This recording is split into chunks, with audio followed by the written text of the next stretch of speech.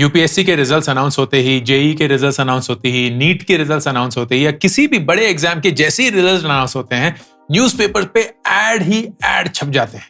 इतने सारे बच्चों ने हमारे इंस्टीट्यूट से पढ़कर ये रैंक हासिल किया, and you are led to believe कि ये इंस्टीट्यूट बहुत बढ़िया है। दैट्स व्हाई इतने सारे बच्चे कोटा जाते हैं पढ़ने के लिए, क्योंकि उन्हें लगता है कि कोटा जाके कुछ तो चमत्कार हो जाता है। या लोग स्टार्टअप्स की न्यूज़ पढ़ते हैं और लगता है कि यार हर एक स्टार्टअप यूनिकॉर्न बने जा रहा है, कुछ तो बढ़िया है। This is survivorship bias. Survivorship bias में आप सिर्फ उन्हीं लोगों की कहानियां सुनते हैं जो कि सर्वाइव कर गए, मतलब बच गए। जो लोग बेचारे मर गए, उनकी कहानी ना कोई सुनता है, ना कोई सुनने में इंटरेस्टेड होता है। तो जब कभी भी आपको कोई भी चीज बहुत सुहावनी लगे और ऐसा लगे कि हर एक इंसान छक्के और चौके मारे जा रहा है, स्टॉप एंड आस्क योरसेल्फ, इसका ऑपोजिट कहां है? Where do I find details and news and information about people जो कि एग्जैक्ट सेम प्रोसेस से गए, लेकिन वो नहीं जीत पाए, वो नहीं बच पाए, और उनकी कहानी में ऐसा अलग क्या है जिससे मैं कुछ सीख सकता हूं? कितनी बार ऐसा हुआ है कि कोई चीज होती है आपके साथ एंड आप फिर बोलते हैं, मुझे ना पता था, मुझे पता ही था यही होने वाला है, मैं तो बोल ही रहा था यही होने वाला है। हाइंडसाइट बायस। हाइंडसाइट बायस आपको ये यकीन दिलाने की कोशिश करता है कि आपको पहले से ही पता था कि क्या होने वाला है, but the truth is nobody nose. हाँ, एक गट होता है, इंट्यूशन होता है, एक्सपीरियंस होता है, लेकिन उसके चलते आप कभी भी एक्यूरेटली प्रिडिक्ट नहीं कर सकते कि क्या होने वाला है। लेकिन जब वो चीज हो जाती है, then it's very easy for us to be convinced कि हमें हमेशा से पता था। The way to overcome hindsight bias is, जब भी आपको ऐसा लगे ना कि आपको पता है कि आगे क्या होने वाला है, डॉक्यूमेंट दैट। आप लिखिए कि क्या होने वाला है, क्यों होने वाला है, आपको कैसे लगता है कि वो होने वाला है, एंड जो भी फिर फाइनली होगा उसके अगेंस्ट उसको चेक करिए। यू विल नो कि आप जितनी बार गलत होते हैं उतनी बार सही भी होते हैं, but you will more importantly know कि इसमें कोई प्रेडिक्शन नहीं है। It is just as random as any other event. अगर मैं आपसे ये पूछूं कि ऐसे कितने बच्चे हैं जो कि अपने माँ बाप का खून कर देते हैं, ऐसे कितने माँ बाप हैं जो अपने बच्चों को मार डालते हैं, ऐसे कितने लोग हैं जो अपने जानने वालों को, अपने परिवार वालों को, अपने रिश्तेदारों को हानि पहुंचाते हैं, उनका बलात्कार करते हैं, उनको जान से मार देते हैं। एंड यू में से बहुत लोग हैं यार, आए दिन न्यूज में हम यही पढ़ते रहते हैं, आज ये हो गया, कल ये हो गया, परसों वो हो गया। काफी हो रहा है आजकल, दुनिया ना खराब हो रही है, बहुत हो रहा है आजकल। अवेलेबिलिटी बायस। अवेलेबिलिटी बायस हमें ये यकीन दिलाता है कि क्योंकि हम एक न्यूज को बहुत आसानी से कंज्यूम कर पा रहे हैं, हमें ये लगता है कि वो बहुत ज्यादा होती है, and that may not be true. Just because you are able to hear something frequently doesn't make it very frequent in real life. And ये भारत के साथ खासकर बहुत बड़ी प्रॉब्लम है। जब 140 करोड़ लोग एक ही देश में रहते हैं, तो जाहिर सी बात है कि जो भी एक इवेंट है जिसकी 140 करोड़ में एक भी प्रोबेबिलिटी होगी, तो वो होके रहेगी। कुछ तो रैंडम इस देश में हर रोज हो रहा होगा, राइट? एंड वही एक रैंडम चीज न्यूज बन जाएगी। एंड अगर वो न्यूज आप कंज्यूम करेंगे तो आपको वाकई में ऐसा लगेगा कि ये हर जगह हो रही है, आए दिन हो रही है, पूरी दुनिया में हो रही है, खासकर इस देश में। And that may not be true. So always ask yourself, इसका ऑपोजिट क्या है? एक सेंसिटिव सा एग्जांपल देता हूं आपको। हमेशा बहुत सारी न्यूज दिखेगी जहां हिंदू मुस्लिम आपस में झगड़ा कर रहे हैं, लड़ रहे हैं, एक दूसरे को मार रहे हैं, लेकिन आपको कभी भी कोई ऐसी न्यूज नहीं मिलेगी कि 100 करोड़ हिंदुओं ने और 20 करोड़ मुसलमानों ने एक दूसरे के साथ आज कुछ नहीं किया, वो अपनी जिंदगी बिल्कुल अच्छे से हंसी खुशी जी रहे हैं। Because that's not exciting, that's not news, that's not the rare exception. तो अवेलेबिलिटी बायस हमें यह कन्विंस करेगा कि जो भी रेयर चीजें आसानी से हमारे तक पहुंच जाती है वो उतनी रेयर नहीं है, बल्कि बहुत फ्रीक्वेंट है। आए दिन मुझे कोई ना कोई ईमेल आती है जो कि ये बोलती हैं कि अंकुर, मैं 3 सालों से 4 सालों से यूपीएससी की तैयारी कर रही हूँ, नीट की तैयारी कर रही हूँ, जेईई की तैयारी कर रही हूँ, या नौकरी की तलाश में हूँ, नहीं हो पा रहा है, क्या करूं? और मैं बोलता हूं करना चाहते हो? नहीं। तो फिर क्यों कर रहे हो? क्योंकि इतना वक्त हो गया है, तो इतना वक्त दे दिया है, तो अब तो करना बनता ही है। संक कॉस्ट फैलेसी बहुत इंटरेस्टिंग माइंडसेट है जो ये कन्विंस करता है कि क्योंकि हम किसी चीज पे वक्त बिता चुके हैं, किसी चीज पे पैसा खर्च कर चुके हैं, उसको अब अपने परिणाम तक लाना ही होगा। Otherwise you are losing. No you not my friend. वो पैसा, वो वक्त शायद आप वापस नहीं ला सकते। वक्त तो बिल्कुल नहीं ला सकते। तो अगर आप किसी ऐसी चीज पे वक्त बिताते रहेंगे जो कि आपके लिए काम नहीं कर रहे, सिर्फ इसलिए क्योंकि आप उस पे वक्त बिता चुके हैं, you are suffering from sunk cost fallacy. रुक जाइए। अपने आने वाली जिंदगी को बर्बाद मत करिए। जितना वक्त बीत चुका है वो जा चुका है, वापस नहीं आएगा। शायद वो पैसा जो आप खर्च कर चुके हैं वो भी वापस नहीं आएगा। You have to cut your losses and move on. तो संक कॉस्ट फैलेसी को फेस करने का सिर्फ और सिर्फ एक ही तरीका, अपने आप को कन्विंस करिए कि जो वक्त, जो पैसा, जो एफर्ट आप बिता चुके हैं वो वापस नहीं आ सकता। You cannot spend more of your time, your money, your effort towards something you don't want to do. अगर मैं मार्केट में आपको 2 दही के डब्बे दिखाऊं, एक पे लिखा होगा 10% फैट, एक पे लिखा होगा 90% फैट फ्री, दोनों में से कौन सा चूज करेंगे? कमेंट सेक्शन में लिखिए, बताइए मुझे। मोस्ट लाइकली आप बोलेंगे 90% फैट फ्री। दोनों का रिजल्ट सेम है, but this framing changes things. इसको कहते हैं फ्रेमिंग इफेक्ट। फ्रेमिंग इफेक्ट ये बोलता है कि कैसे हम इंफॉर्मेशन को रिसीव करते हैं, वो डिटरमिन करता है कि क्या ये इंफॉर्मेशन हमारे लिए सही होगी या नहीं होगी। तो बहुत लोग होते हैं जो ऐसे ही घुमा फिरा के आपको फ्रेम करने की कोशिश करते हैं। And you have to ask yourself कि इसका जो दूसरा अल्टरनेटिव है, क्या वो सही और सेम चीज ही बता रहा है या नहीं। If it's the same, then you know there is no difference between the two and it is simply an illusion. एक और एग्जांपल, आपको जमीन पे पड़े हुए 20 रुपए मिल गए। I guarantee you कि आपको लगेगा कि ये 20 रुपए खर्च करना बहुत आसान है, क्योंकि ये आपके पैसे नहीं थे, ना आपने कमाए थे, ना आपने मेहनत करी थी। तो आपके दिमाग में इसकी फ्रेमिंग है दिस वॉज इजी मनी। लेकिन अगर आप 20 रुपए किसी से कमाते हैं तो उसकी अहमियत आपके दिमाग में बहुत ज्यादा होती है। But 20 rupees is 20 rupees. वो 20 रुपए वही सेम चीज खरीदेगी, चाहे वो जमीन पे पड़े हुए मिले या खुद से कमाए हो। And that is how framing effect destroys how we take decision. Don't fall for it. Quiz खेलते हैं, इसको भी कमेंट सेक्शन में लिखिएगा। आप 5,000 रुपए की SIP कराते हैं, मतलब हर महीने आप 5,000 रुपए इन्वेस्ट करते हैं। हर साल इस 5,000 रुपए को आप 10% से बढ़ाते हैं, मतलब पहले साल 5,000, अगले साल 5.5, उसके अगले साल 550 से होता है तो 6,050 रुपए फलाना। ये आप 30 साल तक करते हैं। मेरा सवाल कि 30 साल बाद आपके पास कितने पैसे हों?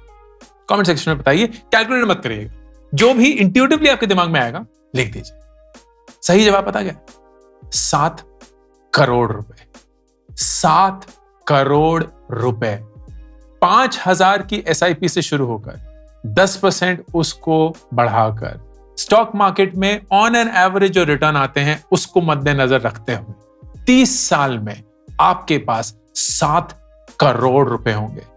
This is exponential growth. And जो ह्यूमन माइंड है वो एक्सपोनेंशियल ग्रोथ को ना समझ नहीं पाता। हम बहुत लीनियर सोचते हैं, मतलब हम बड़ा ही स्ट्रेट सोचते हैं कि यार 5,000 मतलब साल के 60,000 हो गए, उसको अगर 10% से बढ़ा दिया है तो अगले साल 60,000 के 66,000, उसके अगले साल तो कितना ही हो जाएगा। मतलब अगर मैं 30 साल तक डालूं और 10% तक भी बढ़ाते रहूं तो मोटा मोटा 18 से 30 लाख रुपए मैं इन्वेस्ट करूंगा तो कितना ही हो जाएंगे। 7 crore. That is how our mind tricks us. तो हमें यह समझ नहीं आता है कि लंबे ड्यूरेशन में कंसिस्टेंटली अगर आप परफॉर्म करते रहेंगे तो आप कहां तक पहुंच सकते हैं। This is the problem. लोग इन्वेस्टिंग नहीं करते हैं। This is the problem. लोग खुद के स्किल्स में इन्वेस्ट नहीं करते। This is the problem. लोग एक नौकरी में टिकते नहीं, क्योंकि उन्हें रातों रात रिटर्न चाहिए. But if you to spend time building your skills, making your money work, over a period of time you will be shocked and surprised कि वो एक्सपोनेंशियली आपको कहां ले जाएगा. आपका ज़ोडिएक साइन क्या है? 12 ही चॉइसेस हैं. मैं वर्गो हूं जैसे. तो इस हफ्ते के हॉरोस्कोप में लिखा हुआ था, I will get financial gains that will keep me very happy. And it also said कि मेरे लव्ड वन के साथ मेरा कोई झगड़ा होने वाला है. तो मैंने देखा, बोला यार हाँ, एक डील तो है, वो क्लोज होने वाली है, तो उससे शायद पैसा आएगा. एंड झगड़ा तो पता नहीं, इस हफ्ते तो हमारी एनिवर्सरी है, तो होपफुली नहीं होना चाहिए, but I will be very guarded around that. Barnum effect. Barnum effect ये बोलता है कि कोई भी जनरल स्टेटमेंट अगर आपको आपके बारे में बोली जाए, आप उस पर विश्वास कर बैठते हैं. ऐसा लगता है आपको कि आपके बारे में ही कुछ स्पेसिफिकली बोला जा रहा है. एंड इसका बेस्ट एग्जांपल है हॉरोस्कोप. 12 कैटेगरी हैं, 8 बिलियन लोग हैं, मतलब 800 करोड़ लोग. 800 करोड़ लोग उस 12 में बटे हुए हैं, और हम बोलते हैं कि यार वही जो 75-80 करोड़ लोग एक ज़ोडिएक साइन में है ना, सबके साथ यही होने वाला. इस हफ्ते सबका फाइनेंशियल गेन होगा और सब अपने पार्टनर से झगड़ा करेंगे. देखते, impossible, but this is what this effect makes us believe. तो जब कभी भी आप इस इफेक्ट से बचना चाहते हैं, अपने आप से ये पूछिए कि क्या ये स्टेटमेंट मुझे जानते हुए बोला गया है या मुझे ना जानते हुए बोला गया है. Because if that statement is made without knowing you specifically, वो एक जेनेरिक स्टेटमेंट है जो आपको कन्विंस करने की कोशिश कर रहा है कि ये आप पे भी लागू होता है. अंगूर खट्टे वाली कहानी सुनी है? बड़ी इंटरेस्टिंग कहानी है. लोमड़ी जा रही होती है, पेड़ पे अंगूर देखती है, बहुत कूदने की कोशिश करती है कि अंगूर तक पहुंच जाए, लगी रहती, नहीं पहुंच पाती. फिर थोड़े टाइम बाद बोलती है, रहने दो, अंगूर ही खट्टे. Cognitive dissonance. कॉग्निटिव डिसोनेंस होता है जब आप दो कंफ्लिक्टिंग आइडियाज को अपने दिमाग में बिठा नहीं पाते, तो आप एक सरल आइडिया चूज करके आगे बढ़ जाते हैं. तो दो कंफ्लिक्टिंग आइडियाज इस एग्जांपल में थे कि मैं उस अंगूर तक पहुंच नहीं पा रही हूं, एंड ये अंगूर स्वाद है या नहीं है. And at some point of time you give up on the effort and you said अंगूर ही खट्टे होंगे, इसलिए नहीं पहुंच पा रही, या पहुंचना फायदेमंद ही नहीं है. And you moved on. Wrong approach. You have to always bear in mind कि आपके दिमाग में जो भी वो कंफ्लिक्टिंग आइडिया है, उसमें सबसे मुश्किल वाला, सबसे मेहनत वाला कौन सा है. एंड मेरी कम से कम एक्सपीरियंस ये बताती है कि ज्यादातर वही आइडिया सही होता है. एंड ये कॉग्निटिव डिसोनेंस जो है, वो हमें प्रिवेंट करता है उस आइडिया को एक्सेप्ट करने से. मैं अभी अपने बाल कटवा के आया था. आपने नोटिस किया होगा मैं अपने बाल बहुत छोटे कटवाता हूँ साइड से, लेकिन कभी कभी आपके साथ भी हुआ होगा, मेरे साथ तो अक्सर हुआ ही है कि नाई ने गलत बाल काट दिए. कुछ तो छुरी नहीं, सॉरी, कैंची. कौन से नाई के पास जाते हो दोस्त?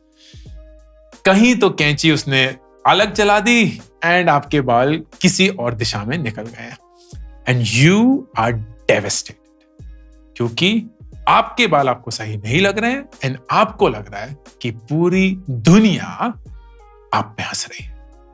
Spotlight effect. स्पॉटलाइट इफेक्ट ये बोलता है कि आपको ये लगता है पूरी दुनिया आपको देख रही है, आपकी गलतियों को देख रही है, आपके कपड़ों को देख रही है, आपके चाल ढंग को देख रही है, आपकी हंसी को सुन रही है, आपको जज कर रही है. And this is true for everyone, which means जो इंसान आपको लगता है आपको देख रहा है, वो यही सोच रहा है कि पूरी दुनिया उनको देख रही है. And this is magical. Spotlight effect makes us behave so differently from how we would normally. हम किसी पार्टी में घुसते हैं या अपने ऑफिस में जाते हैं, ऐसा लगता है सारे लोग मुझे ही देख रहे हैं, वो मुझे जज कर रहे हैं, वो मुझे मेजर कर रहे हैं, मुझे साइज कर रहे हैं, and you become very conscious and you start behaving very differently. लेकिन अपने आप को रिमाइंड कराइए कि जो आपको लग रहा है वही सेम चीज हर एक इंसान को लग रही है. So that means all of you are equal. Nobody is paying as much attention to you as you think they are. अब हाल ही में बैंगलोर मूव हुए हैं, घर ढूंढ रहे हैं, तो ब्रोकर बोलता है यार इस एरिया में ना कम से कम 50,000 रुपए रेंट, बड़ा मुश्किल है. एंड देन फिर वो शाम को आपको कॉल करते हैं, बोलते हैं आप यकीन नहीं करेंगे, 45,000 रुपए का घर मिल चुका है, लेकिन एक ही घंटे के अंदर देखकर हाँ बोलनी होगी, and you instantly feel it's a great deal. Anchoring bias. ये ब्रोकर स्मार्ट था, इसने ये वीडियो पहले ही देखा हुआ था। उसको ये पता है कि अगर मैं 50,000 रुपए का एक एंकर डाल दूं तो आपके दिमाग में ये समझ आएगा कि रेंट जो है वो 50,000 रुपए के आसपास ही घूमेगा। तो जैसे ही आप उससे थोड़ा सा कम रेंट सुनते हैं, आपको लगता है कि आपको एक बढ़िया डील मिल रही है, इर्रिस्पेक्टिव ऑफ की रियलिटी क्या है। This is a psychological hack and it works almost always. So the only way to prevent yourself from falling for it is step back and अपने ऊपर कभी भी क्लोजर का प्रेशर मत डालिए, रिएक्शन का प्रेशर मत डालिए। अपने आप से पूछिए कि ये जो 45,000 की डील थी या कोई भी और, क्या वो वाकई में उस वैल्यू की है या नहीं, एंड मुझे कब इन द पास्ट एंकर किया गया था सो दैट आई बिलीव कि ये डील बहुत बढ़िया डील है। That will save. दिवाली का टाइम है, शायद 3 पत्ती खेल रहे हैं, नहीं खेल रहे हैं, एंड आप 3, 4, 5, 6 राउंड खेल चुके हैं, हर बार हारे हैं। तो आप क्या बोलते हैं? इस बार तो मैं जीतूंगा, क्योंकि बहुत टाइम से बैड लक चल रही है, तो अब लक बदलेगी। या आप सिक्का उछाल रहे हैं, 9 बार हेड्स आ चुका है, एंड आप बोलते हैं इस बार तो टेल्स आएगा, क्योंकि 9 बार हेड्स आ चुका है। Gamblers fallacy. गैम्बलर्स फैलेसी होता है कि जब आप जुआ खेल रहे होते हैं या कुछ लक या रैंडम इवेंट को प्रिडिक्ट करने की कोशिश कर रहे होते हैं, आप ये भूल जाते हैं कि हर एक इवेंट इंडिपेंडेंट है। अगर आप सिक्का उछालते हैं तो हेड्स और टेल्स की प्रोबेबिलिटी 50-50 है। उससे पहले चाहे जितने भी करोड़ हेड्स आए हो, अगले की प्रोबेबिलिटी टेल्स की तरफ ज्यादा नहीं होगी, वो तब भी 50-50 ही होगी। द सेम वे कि 3 पत्ती में आपके जैसे भी कार्ड्स डील हुए हो और आप जितनी बार भी हारे हो, अगला डील वही रैंडम होगा जितना कि पहली बार का था। Nothing is predicting your loss or win more than any other event before. जुए में बहुत बार लोग ये गलती करते हैं, जिंदगी में बहुत बार गलती करते हैं। मैं इतने इंटरव्यू पास नहीं कर पाया हूं तो अगला वाला तो होके रहेगा, या मैं इतने इंटरव्यू पास नहीं कर पाया हूं तो अगला वाला भी फेल होगा। Each of these is an independent event, and if you were to believe that, you will behave very differently. ऐसा कभी हुआ है कि आप अपने फ्रेंड के साथ पार्टी में गए हैं and suddenly there was interest from the opposite sex a lot more towards you or a lot more towards your friend, and आप उसको explain नहीं कर पाए। लेकिन उसको explain करने का एक तरीका है the contrast effect। बड़ा इंटरेस्टिंग इफेक्ट है। कॉन्ट्रास्ट इफेक्ट बोलता है कि जब दो चीजों को कंपेयर किया जाए तो एक चीज अगर विजिबली पुअर क्वालिटी हो तो दूसरी चीज ऑटोमेटिकली अच्छी क्वालिटी की लगने लगती है। तो अगर आप एक बहुत ही handsome, good looking, pretty, gorgeous friend के साथ गए हैं तो इट्स पॉसिबल कि आप कॉन्ट्रास्ट इफेक्ट की वजह से उस फ्रेंड को ज्यादा अटेंशन देंगे। या अगर आप, मैं चाहता नहीं हूं कि आप ये करें, लेकिन अगर आप चाहते हैं कि आपको ऑपोजिट जेंडर से ज्यादा इंटरेस्ट मिले तो go with a friend who is not as smart और gorgeous looking as you are. तो कॉन्ट्रास्ट इफेक्ट के चलते you will automatically rise up in the eyes of others. It's so crazy that this happens, but it happens for real. And इससे बचने का सिर्फ एक ही तरीका है, to objectively evaluate everyone as against relative comparison। इससे कंपेयर नहीं कर रहे हैं, आप हर एक इंसान को, हर एक चीज को, हर एक सिचुएशन को इंडिपेंडेंटली इवैल्यूएट कर रहे हैं। आपने एक नई गाड़ी खरीदने का फैसला ले लिया, let's say Honda city, and लोग बोल रहे थे यार होंडा सिटी मत ले, डिजायर ले ले ज्यादा अच्छी है, या वरना ले ले ज्यादा अच्छी है। बट यू लाइक नहीं यार Honda city, and people like यार इतनी ज्यादा बिकती भी नहीं है, बट यू लाइक नहीं होंडा सिटी ठीक है होंडा सिटी। अगले दिन से आपको सड़कों पे होंडा सिटीज ही दिखे जा रही है, आपको हर दूसरी तीसरी गाड़ी होंडा सिटी दिख रही है। इट्स ऑलमोस्ट एज इफ रातों रात होंडा सिटी की सेल्स ही बढ़ गई। द बार्डर मेनहॉफ इफेक्ट, वो ये बोलता है कि जब हम अपने दिमाग में एक कंक्लूजन ले आते हैं अराउंड समथिंग और someone, we begin to see its presence a lot more. तो आप अगर किसी नौकरी में अप्लाई कर रहे होंगे, सडनली आपको दिखेगा कि बहुत सारे लोग उस नौकरी में अप्लाई कर रहे हैं. अगर आप कोई गाड़ी खरीदना चाहते हैं, सडनली दिखेगा कि बहुत सारे लोग वही गाड़ी खरीद रहे हैं. अगर आप किसी एक स्नीकर, किसी एक कपड़े के पीछे फिक्सेट हो गए हैं, तो आपको लगेगा कि सभी लोग उसके पीछे फिक्सेट हो गए हैं. It makes the occurrence of that phenomena a lot more in your head because you made the decision that that's something you want to pursue. आप रात को सोने के लिए तैयार हो रहे हैं एंड सडनली फिर आपके दिमाग में आता, अरे यार ये एक चीज तो रह गई, अरे वो उसको फोन करना था, उसको वहां वो भेजना था, उसको वो चीज देनी थी. Oh God. The Zeigarnik effect. The Zeigarnik effect essentially is कि हमारा दिमाग कंप्लीट टास्क को नहीं, इनकम्प्लीट टास्क्स को ज्यादा याद रखता है. तो जो चीज आपने खत्म नहीं करी है ना, वो आपके जहन में बस जाती है. Which is why you also get distracted by a lot of to-do items. इसीलिए the 2-minute rule really helps. मैं अक्सर ये बोलता हूं कि कोई भी चीज अगर 2 मिनट के अंदर हो जाती है ना, कर दीजिए, क्योंकि आप अपने दिमाग का कॉग्निटिव लोड कम कर रहे हैं, ओनली हेल्पिंग यू. फाइनली, आप आज की दुनिया में कोई भी करियर चूज कर सकते हैं. आप डॉक्टर, इंजीनियर, लॉयर तो बन ही सकते हैं, लेकिन आप यूट्यूबर भी बन सकते हैं, आप डेटा एनालिस्ट भी बन सकते हैं, आप एआई एक्सपर्ट भी बन सकते हैं, आप डिजिटल मार्केटिंग कर सकते हैं, आप कंटेंट राइटिंग कर सकते हैं, आप डीजे बन सकते हैं, आप फ्रीलांसिंग कर सकते हैं. The choices in front of you are tremendous, but that doesn't help you. Paradox of choice. Paradox of choice ये बोलता है कि ज्यादा choices होने से ज्यादा अच्छी choices नहीं ली जाती. In fact, लोग ज्यादा confused हो जाते हैं. If you limit the number of choices, you are helping people make better decisions, and that's why जितना भी अपना focus आप limited choices पे ला सकते हैं, depending on what you want to do, what you're good at, what makes you happy, you will serve yourself better. तो ये 15 mind traps जो आपको सही सोचने से रोकते हैं, एंड इस वीडियो के थ्रू होपफुली आप इनसे बच पाएंगे and you will be able to conquer them all. Ankur Warikoo signing of.